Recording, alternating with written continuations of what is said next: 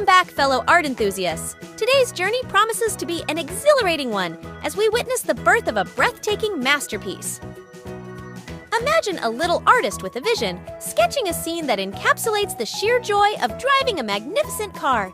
Get ready to be mesmerized as we embark on this wondrous voyage of colors and lines, where imagination knows no bounds. So, grab your art supplies, and let's join forces to bring this incredible creation to life.